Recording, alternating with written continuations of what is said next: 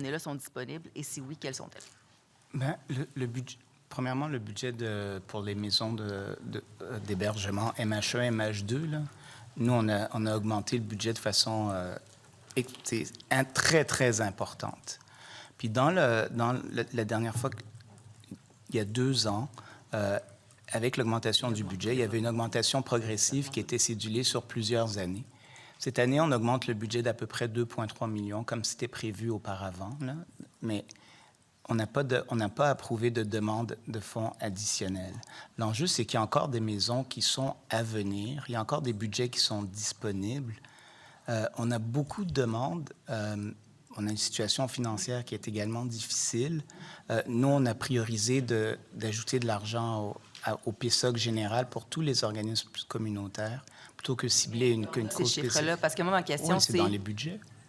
Bien, pourquoi on n'y a pas accès? Est-ce qu'on peut y avoir accès? Parce que quand on a demandé à la condition féminine, on nous a envoyé vers vous. Puis là, quand on est allé dans vos cahiers, on s'était écrit que la donnée n'était pas disponible. Nous, ce qu'on aimerait savoir, c'est le nombre de femmes qui ont été refusées dans une maison d'hébergement de première étape, puis dans un deuxième temps, celles qui ont été refusées dans un hébergement de deuxième étape. Oui, non, nous, on a le financement, mais je ne peux pas vous dire si j'ai le nombre de femmes qui ont été refusées. Parce que, tu sais, comment on fait pour savoir combien il manque de place si on ne sait pas combien de refus il y a eu? C'est ça ma question aussi.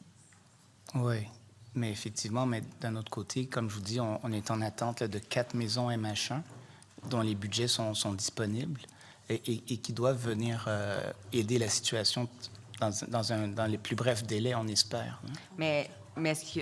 oui, quand? Est-ce qu'il y a un échéancier? Bien, pour 25-26, poursuite du financement de 4 MH1, Montréal, Ottawa, Abitibi, Témiscamingue et Laval. Mais est-ce que c'est sur votre radar qu'on puisse avoir accès à cette donnée-là? Parce que je trouve ça un peu difficile de savoir sur quel pied danser, comment se diriger, comment prendre nos décisions. Si on ne sait pas il y a combien de femmes qui sont refusées, si on ne sait pas combien de personnes n'ont pas pu accéder à l'hébergement. Donc, est-ce qu'il y a un mécanisme que vous mettez en place pour qu'on puisse le savoir? Bien, on va travailler là-dessus. Pour le moment, je pense qu'on n'a pas ce type de mécanisme-là en place. On va travailler avec ma collègue à la condition féminine pour s'assurer qu'il y a un suivi de fait de ce côté-là. Okay. Peut-être une dernière question. Il me reste combien de temps, M. le Président? 20 secondes. 20 secondes. Je voulais vous parler des surdoses au Québec, en fait, mais je pense que ça sera pour une autre fois. Mais je vous remercie pour vos réponses, M. Mounier. Ça fait plaisir. Merci.